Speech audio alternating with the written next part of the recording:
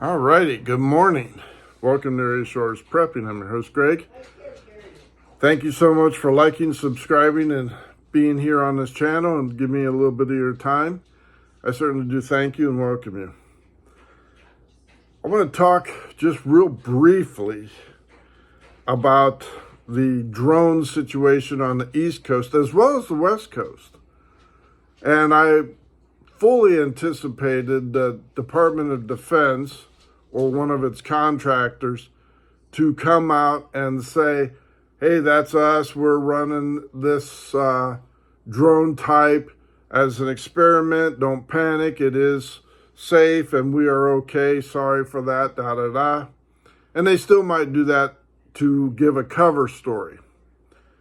I personally believe that with the 40,000 illegal Chinese immigrants here in the United States, I believe that this is part of their operation, since they had success with Biden allowing a Chinese spy balloon to virtually float across the entire U.S., take photos and images and listening on military bases across the nation.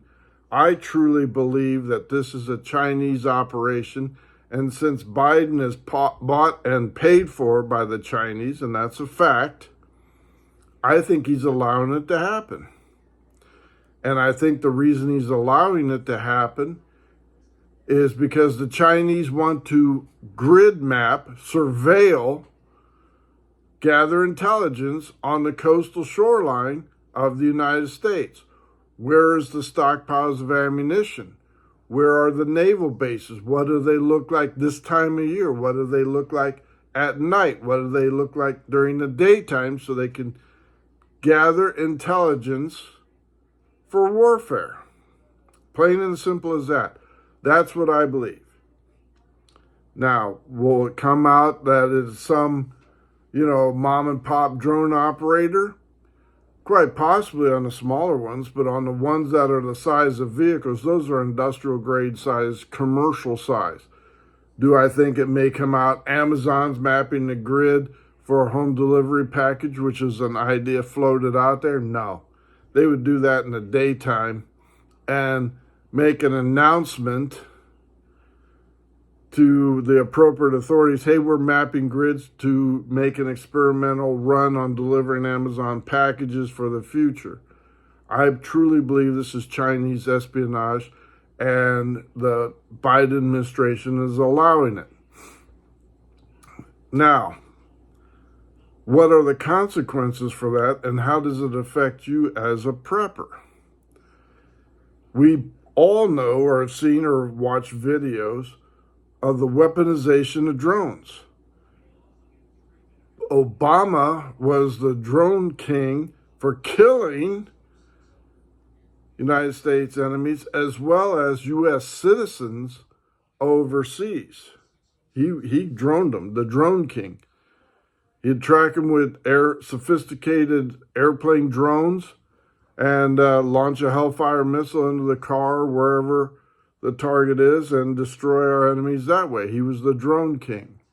We see in Ukraine the innovation of smaller drones carrying grenades, firebombs, whatever, and dropping it on Russian soldiers, tanks, armaments, stuff like that, weaponizing that effect, and really pretty innovative on how to conduct warfare for the future.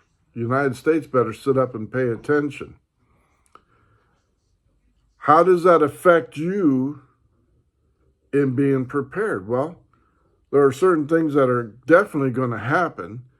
If it's not the Chinese, then it could be Afghanis, it could be the cartels, it could be any number of our enemies that Biden allowed here illegally to set up and target our infrastructure. As I've said, we will be in the dark. I truly believe that will be a main objective of our enemies here in the United States.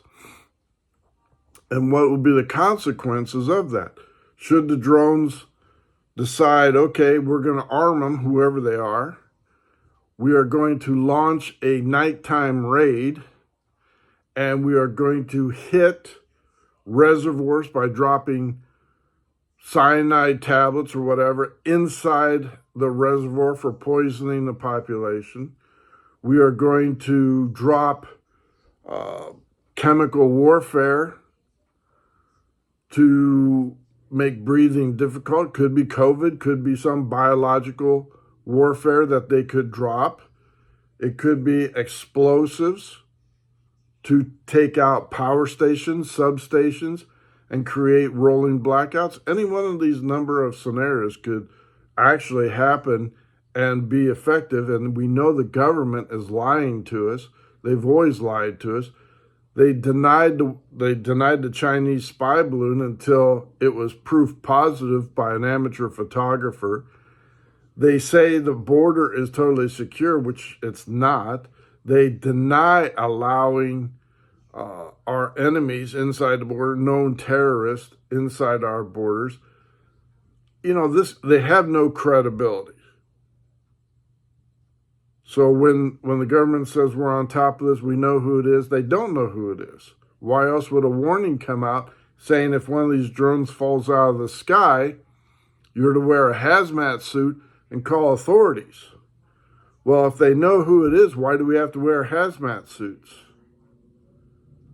So they're lying to us. So again, it falls to you as the prepper, and I'm speaking primarily to the men in the audience. It falls to us to defend ourselves, our home, our family, our community. It falls to us. What will be the immediate results should an inside job happen and derails the Trump presidency, which is a very real possibility? Rolling blackouts occur. What's going to happen? Well, first off, people are going to panic. The unprepared, which is a majority of the population, is going to panic because once they realize the lights aren't going to come on in a specific time period, they're going to panic. And we're going to see a run on the banks if they are even open. You're going to see a run on gas stations if they're even open. And most importantly, the grocery stores will be ransacked. Anything from Wally World to your local quick stop grocery store is all going to be ransacked for whatever food people feel that they don't have to get them through until the lights come on. They will panic. Most people have less than a week's worth of food in their pantry in the cupboard, and right away, within 2 or 3 days, people are going to say, I'm starving, I've got to take action. Another thing people do is start acting ugly when they decide to take that action. As I have said many, many times, first they will ask nicely, plead with you. Hey, my family's hungry. We haven't had anything to eat in a couple days. Yes, I should have listened to you. I know that you're a prepper. I should have listened to you. I should have been more prepared. Can you please spare us some food? Well, sparing food for 1 day, 2 days will run out, and they'll come back again and say, well, we ate all our food. The lights haven't come back on. We haven't been able to do anything. I need more food. Sorry, friend. I have just enough to feed my family and my group, and that I can't do anything for you. Then they'll try and take. So that's where it comes in, people behaving badly, acting ugly, panicking, may result in having you to defend yourself, your family, and your community from these people that are essentially the walking dead. Second thing that's going to happen is people that are dependent on medications, once they realize the pharmacies are overrun, they're closed. And I advocate to our city council that in case of an emergency, we immediately confiscate the local grocery store's prescription service center, whatever they have in stock, and put it on case-by-case need for local residents only to get them through for as long as we can. I advocate that. But the people that are dependent on the medications, and I'm sorry to say this in this way, probably will not survive. And that's unfortunate. The nursing homes, the hospitals, the care units will all be depleted in dramatic fashion in rather short time. Now, as a prepper, I did 2-3 videos, I think it was, on showing the gear that you possibly should purchase. And again, take it for what it is. Some of it's very basic, rudimentary, starting by reading books to save some money, not making mistakes. Others are more advanced. And since YouTube is not friendly to showing guns on the channel, I've refrained from doing that. But it's going to come to the point where you're going to say, all right, now I have to arm myself because it's not safe. And when you say I'm going to arm myself, when was the last time you went to the range and actually fired your weapon? Shooting does not last forever. Your skills, it diminishes over time. Before I moved here, I was shooting pretty regularly. I was fairly accurate in the 50-foot range, 100-foot range, and with a handgun. And people often go to that, but that's not what you should be dependent on. The handgun should be your second weapon. Your primary weapon should be a long gun of some sort, shotgun, rifle, bolt action, semi-auto, whatever it is, and you should be very proficient with that out to 100 yards or more. You should be proficient. And when I say that, I mean, connecting the dots in center mass within 1/8 of an inch to 1/4 of an inch on a continuous pattern. Shotgunning, you should be able to, shoot slugs, double-aught buck, number 4s for waterfowl, birdshot for game. You should be able to track and bring down food that way. So it's going to fall to us as men to become what we once were, hunter-gatherers. Then you're going to have to deal with what government may or may not be in effect. I truly believe that the first responders may last a short time, but as the time goes on, they're going to disappear. There will be no police. There will be no fire. There will be no EMTs or anything else like that. It will be, I'm taking care of mine. Sorry about your luck. So that falls to you knowing how to be your own doctor, diagnose, the injury, the illness, whatever, and take proper medicine or steps to stem the bleeding, stop the diarrhea, get rid of the rotten food, the unsanitary water that caused that, and sanitize the area so infection does not set in. So, the first thing is people are going to panic. They're going to ransack. The second thing is people are going to ask, then try and take. The third thing is you're on your own because the government will dissolve because everybody will be wanting to take care of their family. So then law and order falls by the wayside. You're going to have to dictate the rules of survival for yourself, your community, whatever. And lastly, when you start opening the stuff that you have on your shelf, that's going to go. That's not going to last forever. You're going to have to take time to learn how to provide for yourself, replenish your stock, as it will, by growing your own food, raising your own livestock, your chickens, your ducks, your geese, your sheep, whatever. You're going to have to know how to do that. And since it falls to most men, you're going to have to do that. And then if you have, a wife or whatever, children, they're going to be in the field working with you. And somebody's going to have to stand watch while people are working. So you're going to have to look to your neighbor and say, hey, We may have not gotten along in the past and we were okay because I just drew the curtains and we watched TV and minded our own business, but now we need to cooperate. Are you up for that? And that comes to getting to know your neighborhood. Do your surveillance now. I've been walking around the block with the dogs, not only to get exercise, but to say, I didn't know that was there. I didn't know those people were there. Now I know what they stand for. Now I know what to look for. Now I know who, may be an ally. It's your own intelligence. Know who you can depend on, know who you can do, and have a form of communication. Whether it's, I believe cells will be a thing of the past because with no power, you won't be able to recharge it. So you're going to have to fall down to ham radios, two-way radios, CBs even, something along those lines. You're going to have a form of communication. You're going to have a plan to communicate that. Plan A, B, and C. If you're going to evacuate, know where you're going to go and how to get there.